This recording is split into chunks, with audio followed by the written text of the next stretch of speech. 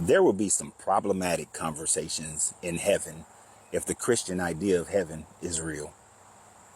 If Christianity is real, my third great grandfather, Nick Broughton, great man. The only reason why I say he's great, because I don't know much about his personality, is because without that man, I wouldn't exist.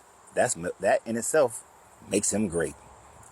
But this is my third great grandfather on my father's mother's side, Nicholas Broughton, born in 1845, born a slave. I don't have a picture of the other great man on my father's side, which is Jack Reed, who was born in 1847, born a slave. But both these men became pastors. They were believers in Jesus Christ. They were believers in the Bible. And Nicholas preached all the way up until he died in 1937. I would imagine that when they get to heaven, that the two of them are going to have a problem. Now, they may come together and find out that they are relatives through marriage from my grandfather, Harry Reed and Ruby Broughton. But after they figure this out, they're going to have a problem with Jesus. Initially, they'll be happy. Oh, Jesus, we finally made it. We made it through all our hard times and through all our struggles. We made it into heaven. The first shall be last and the last shall be first. And I know that we are first. And Jesus is going to say, welcome. Then they're going to look over there. And both of them are going to see that their slave masters are also there. Because it was their slave masters that taught them Christianity. First, my third great grandfather, Jack Reed, is going to have a problem because he's going to look over and he's going to think to himself, you know, I am the product of my slave master raping my mother and birthing me. Glad to be here, but forever known as a mulatto. How is it that he's here? He raped my mother and then sent me away to another farm so that I would not be with my mother. I would imagine that Jesus' response to that would be something of the sort of, well, you know, I never said that you couldn't rape your slaves because they were merely your property and you have the right to do with your property as well. The only thing that was ever said about your slaves is if you beat them, as long as they can rise within 2 days, the master shall not be punished. I would imagine my third great grandfather, Nicholas, would say, well, I was beaten many times and I was able to rise. So I guess the master just doesn't get punished. But how is he still here in heaven? He owned us as slaves. Imagine the slave master would then say, well, hold on. Because according to Leviticus 25, of the foreigners who live amongst you and the foreign nations, you are to buy your slaves and own them as property and pass them down to your sons. Jesus would have to say, yeah, he's right. He's right. That is what my father did say. He did say that. Then old Nicholas would probably think to themselves, I just don't understand how the slave master and the slave can still be in heaven, having their own rooms in God's mansions.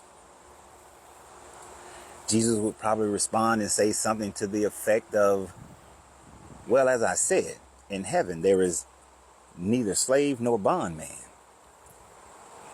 So therefore, y'all are equal here. Grandpa Nicholas. Well, hold on now. You said that the kingdom of God is at hand. Jesus' response would be, I also said that my kingdom is not of this world. My kingdom is in a whole nother dimension, a whole nother world. This is actually my kingdom. I understand the kingdom of heaven is at hand. Yeah, I said that, but really what I meant, I just meant that metaphorically. That, really this is the kingdom. That's why I had John of Patmos write that, about Revelation, about there being a new heaven and a new kingdom where I would reign. So that's what I really meant. Earth was kind of like a pseudo tested out heaven place that got messed up and cursed. So, you still had to be a slave down there because, Remember, I did write, or inspired Paul to write, that slaves be good to your masters, whether good or bad, just as you would obey me as Jesus.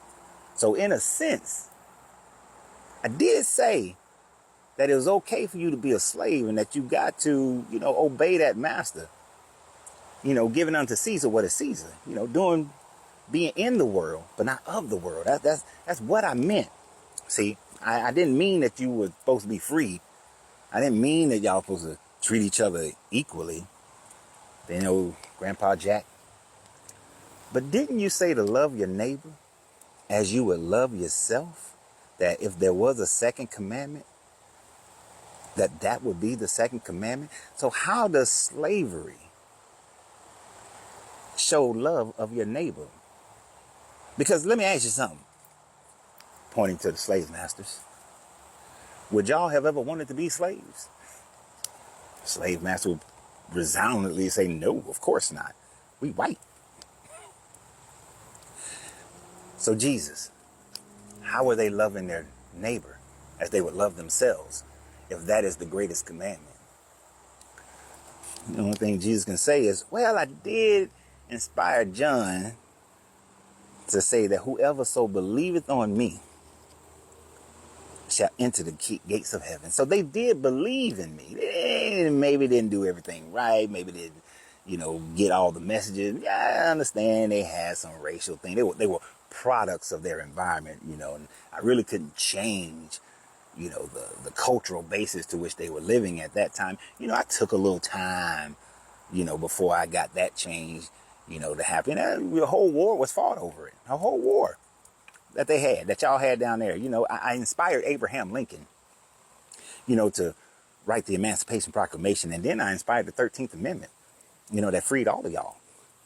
Well, you didn't free all of them, because then that's when my third great grandfather, Arnold Shackelford, would walk up and like, well, I got a problem with that one, because my family remained a slave on the reservation in Georgia under the creek until the war was over. And many of my relatives had to go on that Trail of Tears. And we were slaves. And we didn't get freed until a year after everybody else was freed in the warring states, because they were a sovereign nation as the Creek Indians. Just be glad all y'all are here. Just shut up. Be glad that you all made it. How about that? How about that? You got a problem with just being here? Because that's at the end of the day, that's all that Jesus is going to be able to say. That's all he can ever say, is that just be glad you're here. Don't worry about all the suffering that you had down there. Don't worry about all the inequities. Don't worry about the fact that people use the Bible to enslave you. Don't worry about the fact that they beat you. Don't worry about the fact that they raped you. Don't worry about the fact of how they mistreated you. Just be glad you're all here. You're here now. And guess what you get to do? You get to praise me all the time, every day, all day. And as Irenaeus said, because he's standing over there by the edge of heaven. You see Irenaeus standing by the edge of heaven? Go over there by Irenaeus so y'all can look down and see all the ones who didn't believe in me being tortured in the lake of fire, burning with the Beelzebub and all his demons. Just go look over there. I imagine my grandfathers would all go look over, and they see me being tortured, burned, being murdered. They see my father being tortured, burned, being murdered day in and day out, suffering. And I guess they'll be glad of heart. They'll be happy because they'll see me and my children and my father and many other relatives being tortured. And that is what they call heaven. Appreciate all my great grandfathers for all that they've done, because without them, I wouldn't be here. What do you guys think? Think that'll be a difficult conversation for Jesus? I think it'll be a difficult conversation for Jesus. Remember, subscribe to the channel, and always remember, you have to free yourself to be yourself, because your greatness is non-negotiable. Good journey, good vibrations.